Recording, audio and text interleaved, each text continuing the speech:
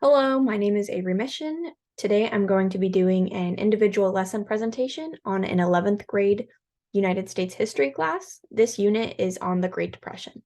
So I'm going to go ahead and begin. Good morning, everyone. I'm so glad everyone's in their seats. I see you have your notebook out and your highlighter as well as your pencil. Let's go ahead and get started for today. Today we're learning about Mexican repatriation. Can I see through a thumbs up, thumbs down if you've heard of the word repatriation before? Okay, so a few of you. No worries if we haven't, we're going to learn right now. So, during the time of the Great Depression, the word repatriation was used to mean returning people to their country of origin. So we're hearing in the United States that people were being returned to their country of origin. This is kind of lighthearted terminology to use than what actually happened. So more appropriate terms we can use today in today time is words such as forced removal as well as deportation. These show that it's more of a forced thing. Maybe they weren't even going to their country of origin. Maybe it's just being forcibly removed from the United States. So these are some words to keep in mind as we continue our presentation. Make sure you have that word repatriation and that definition written down if you aren't going to be able to remember it. Let's go over our agenda today. I want to be really clear about what we're doing.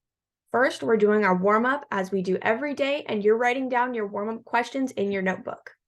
Secondly, we're going to do a little bit of lecture. Here, I'm going to talk for about 12 minutes about the Mexican-American and Mexican immigrant experiences during the Great Depression. Third, we're going to be doing a group activity, which is like a journalism project. I'll be explaining that more later. And lastly, our homework is 3 to 5 sentence newspaper article. It's going to be due tomorrow. However, I'm going to be giving you time in class to work on it. Our standards we're going over are the steps taken by President Herbert Hoover in order to combat the economic crisis. That's what we're looking at specifically today, as well as discussing that human toll of the Great Depression, which that's what this week is focusing on, is that human toll. All right, let's go ahead and begin our warm-up. So I have a question for you. You don't have to write down the question, just write down your answers in your notebook. Have you or someone you know ever had to leave your home, even though you didn't want to? What did it feel like? So I want you to answer this question in your notebook, maybe think for a few minutes about what you want to write. I'll go ahead and give an example of my own. I didn't leave my home, but I did transfer high schools. So that felt really emotional to me, like I was leaving my friends and I was leaving my connections I had made. The picture on the left actually is my great-grandma, who was a part of the Mexican repatriation. She had to leave her, or was forced to leave her home in LA and was deported to Mexico. And so she had left 3 of her siblings behind in Los Angeles, so I can imagine that felt really emotional and traumatizing for her. So those are my 2 examples, and I would like you to think of a time of someone you or someone you know had that feeling of having to leave home. I'll go ahead and give you a minute. Okay, I'm glad I'm seeing everybody writing down their answers. We're going to go ahead and share those answers to a partner only if you feel comfortable. Let's take 1 minute to do so. All right, I'm so glad I heard everyone sharing their stories and how they felt. We're now going to go watch a video about this topic. Here we're going to see a 1-minute video clip of Amelia Castañeda and her story of her family when she was a child being told that they have to leave their home and they are being deported to Mexico, and their experience before leaving. On a train going to Durango in northern Mexico. We had a trunk, a big trunk, and the first thing that he put in there was his working tools. That's what went in there, and a couple of blankets that we had, a few cooking utensils and dishes, and what little clothing we had. Because we lost everything. We arrived at the train station. It was very crowded. People crying, children and adults. I was approached by a man. He says that I could stay here, that I would become a ward of the state. You know, like you hear about these orphanages. I didn't want to be in an orphanage. I wanted to be with my father and my brother. I had a family. between 3 and 5. On a train going. Right? Let's go back to those questions we had answered ourselves so that we could talk about this video and what we just saw. So I want to know, so we know that Amelia Castañeda did have to leave her home, and now we want to discuss what it felt like for her. So I would like to have some people share what they believe it felt like for her. Okay, teacher hat off. Here I'd hold a short classroom discussion to get people really engaged with the topic. I'd be asking follow-up questions for discussion, such as what made you think of that? Where did you see that in the video? And I would hope to be bringing up the type of items they had to bring with them and maybe items they left behind, as well as that emotional component of having to leave the family behind. So this is evoking a little bit of emotional response, but allowing students to connect their own personal feelings to what they're learning today. Teacher hat back on. All right, let's go ahead and move on forward. Thank you for all participating in our warm-up today. We are going to our essential questions. May I have somebody read and remind us of our year-long essential question? Perfect. Can I have us remind us of our unit essential question that we're answering this unit? Perfect. I'm going to go ahead and read the lesson essential question for today. So, what were Mexican American experiences during the Great Depression? Let's unpack that for a moment before we move on. When I'm talking about Mexican American experiences, I'm talking about anyone of Mexican descent. Maybe they're Mexican immigrants, maybe they're Mexican American citizens, and that's what I'm using that term for today. I have the S in experiences underlined because we know that there's not just one experience. We don't want to just tell one side of the story. We know that people of any background have multiple perspectives of what's going on. So we want to validate and talk about everyone's experiences and not just provide one story. Perfect. So I hope this gave some clarification. If anyone needs more clarification on what this essential question means, go ahead and raise your hand. All right, let's go ahead and move on.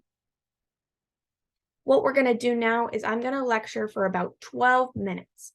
I'm going to be asking questions throughout, so make sure you are listening and paying attention. Write down whatever notes you feel is important to your learning that you didn't know before. Let's review. Last week was causes of the Great Depression. This week is the human toll of the Great Depression.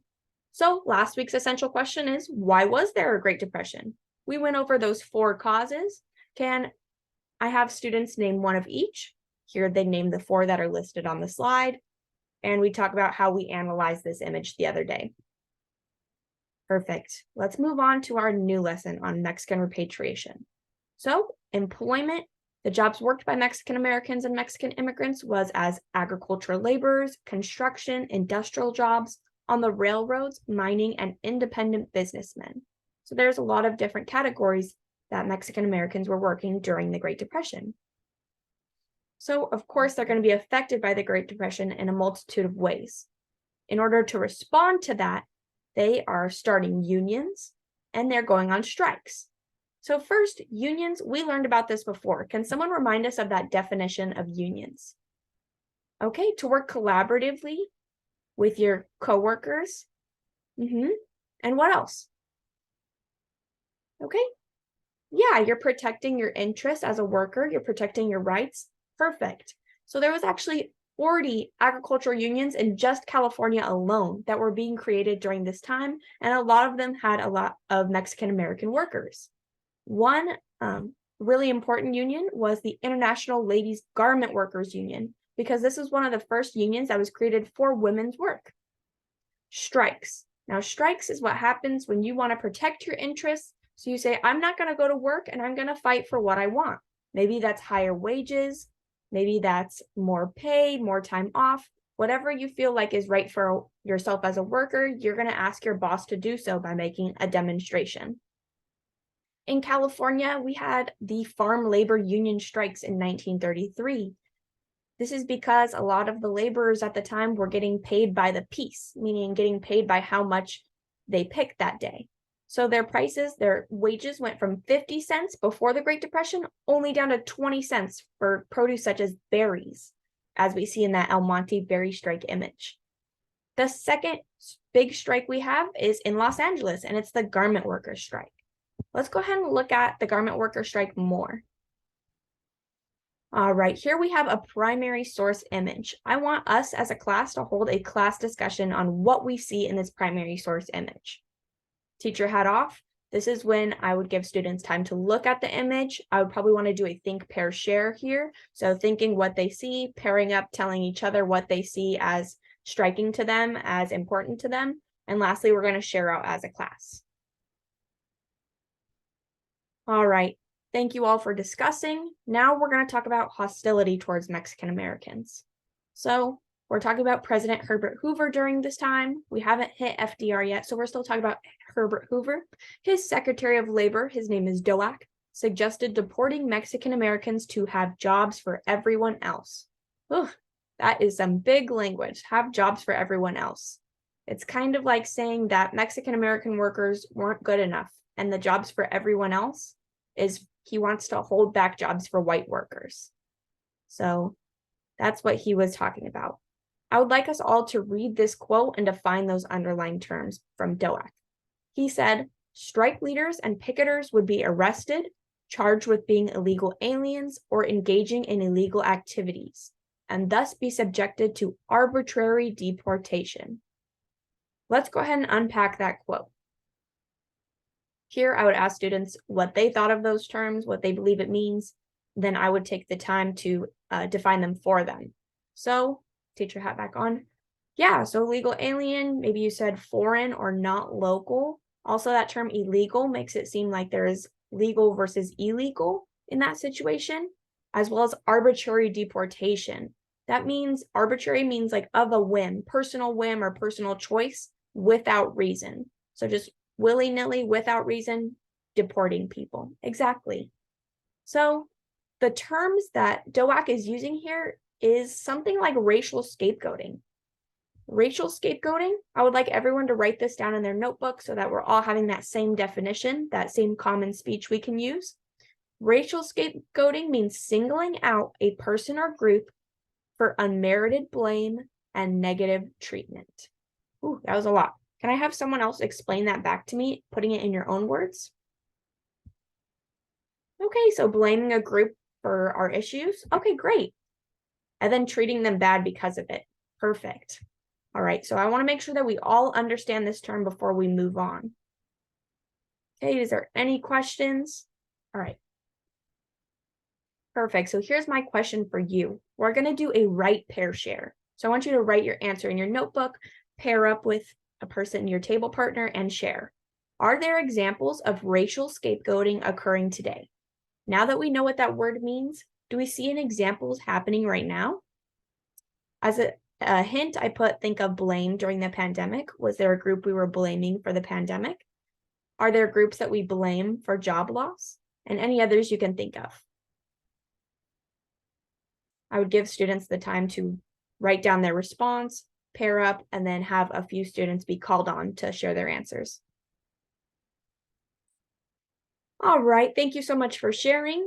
Now let's discuss repatriation programs themselves. So President Herbert Hoover, as we see on this image to the right, he had this quote, American jobs for real Americans. Whew. Real Americans, you'd think that citizens, Mexican Americans of the United States are real Americans, but Herbert Hoover is not putting it that way. He's thinking real Americans are white Americans. So this is kind of like a dog whistle. That means it's a message only some people can hear. Like a dog can only hear whistles at certain frequencies. So the people that heard this thought, it's okay to keep jobs for real Americans.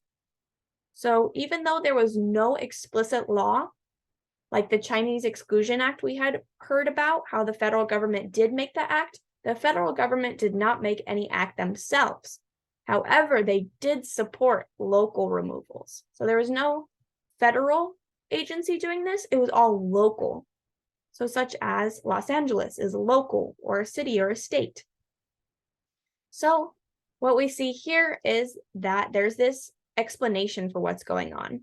They said that the cost of welfare for Mexican Americans during the Great Depression would be more expensive than paying for train tickets.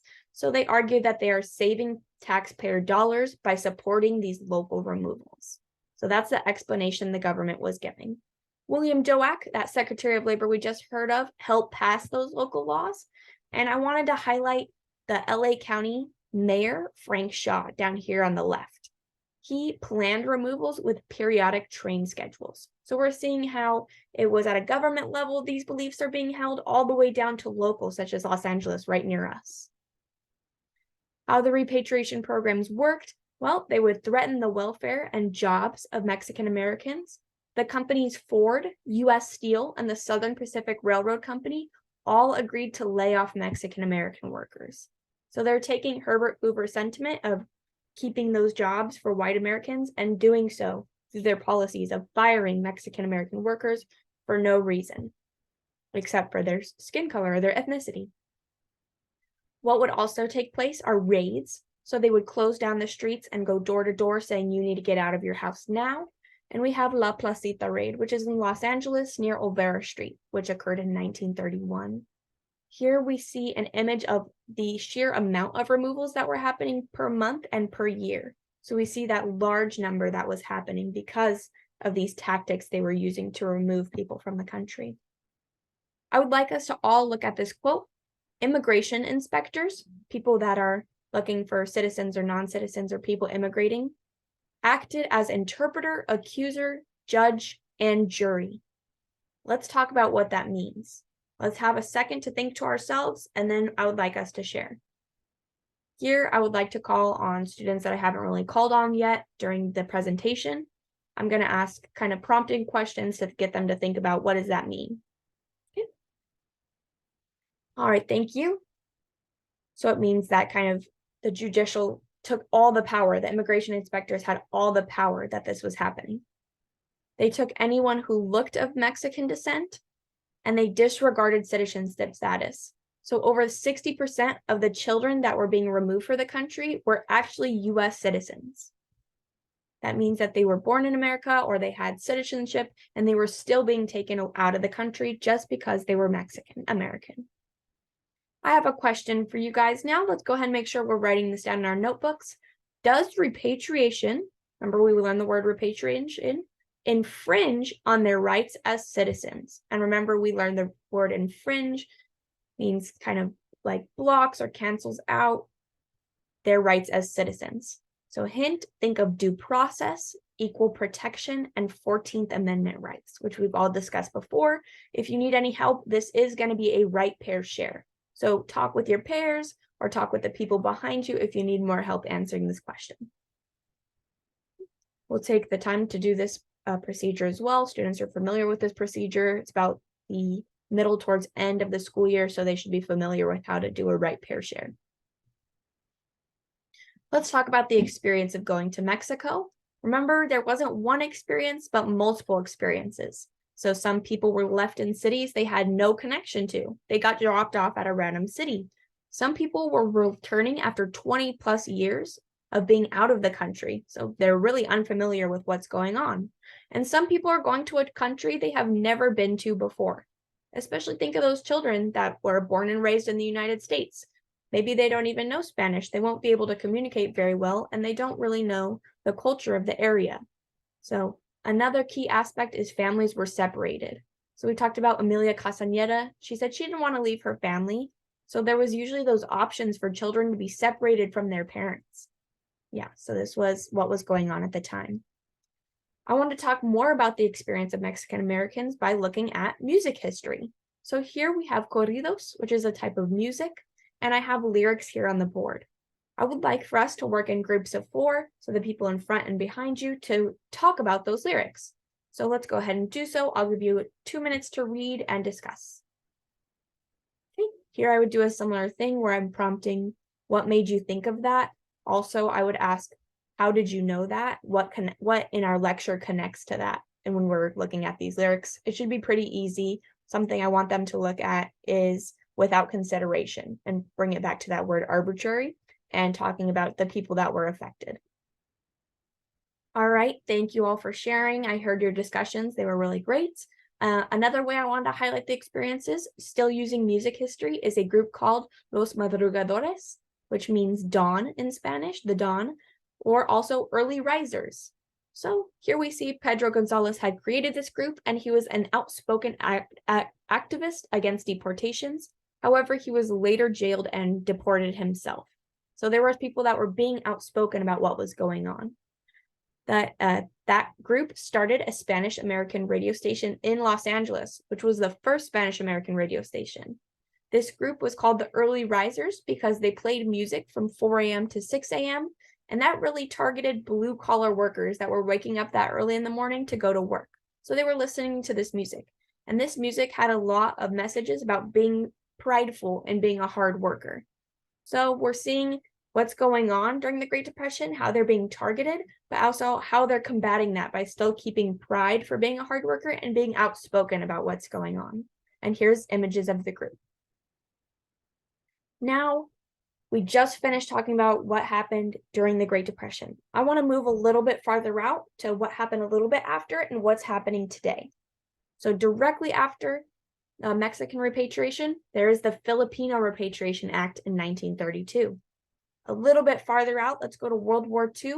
There's the Bracero program that is an executive order by the government to bring Mexican laborers back into the United States. So we had saw all those job fields they worked in, and they were being pushed out of the country. So there's all these empty jobs, all these essential workers being removed. Now the government's saying, oops, we need to bring them back in. So we see the experience of this program, which we'll be talking about in the next unit.